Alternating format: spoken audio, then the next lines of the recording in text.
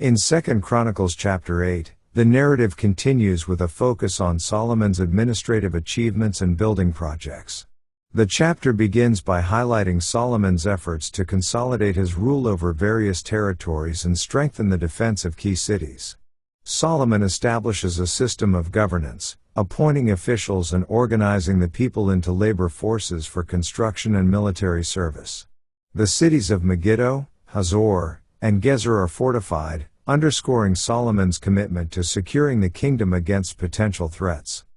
The chapter also emphasizes the organization of the priests and Levites for their roles in the worship and service at the temple.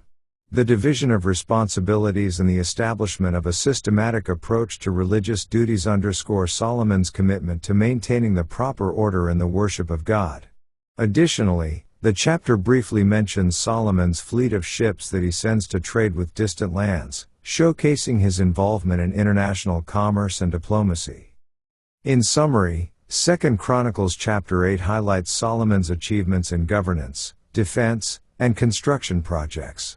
The consolidation of power, fortified cities, alliance with Tyre, construction of the palace, and the organization of religious duties contribute to the overall picture of Solomon's prosperous and well-organized reign in Israel. Let's now read 2 Chronicles chapter 8. And it came to pass at the end of 20 years, wherein Solomon had built the house of the Lord, and his own house, that the cities which Hiram had restored to Solomon, Solomon built them, and caused the children of Israel to dwell there.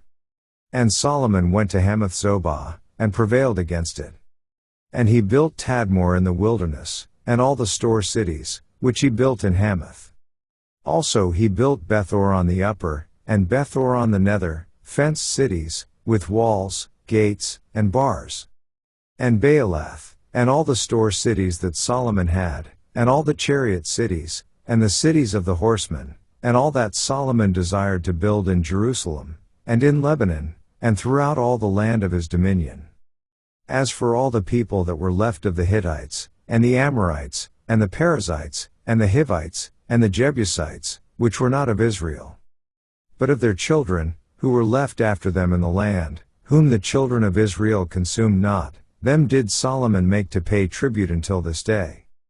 But of the children of Israel did Solomon make no servants for his work, but they were men of war, and chief of his captains, and captains of his chariots and horsemen. And these were the chief of King Solomon's officers, even 250, that bare rule over the people. And Solomon brought up the daughter of Pharaoh out of the city of David unto the house that he had built for her, for he said, My wife shall not dwell in the house of David king of Israel, because the places are holy, whereunto the ark of the Lord hath come. Then Solomon offered burnt offerings unto the Lord on the altar of the Lord, which he had built before the porch. Even after a certain rate every day, offering according to the commandment of Moses, on the Sabbaths, and on the new moons, and on the solemn feasts, 3 times in the year, even in the feast of unleavened bread, and in the feast of weeks, and in the feast of tabernacles. And he appointed, according to the order of David his father, the courses of the priests to their service, and the Levites to their charges, to praise and minister before the priests, as the duty of every day required, the porters also by their courses at every gate, for so had David the man of God commanded. And they departed not from the commandment of the king unto the priests and Levites concerning any matter, or concerning the treasures. Now all the work of Solomon was prepared unto the day of the foundation of the house of the Lord, and until it was finished. So the house of the Lord was perfected.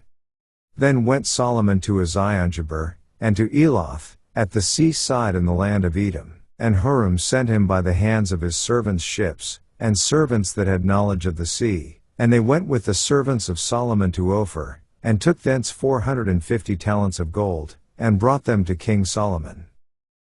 This ends our reading of 2 Chronicles chapter 8.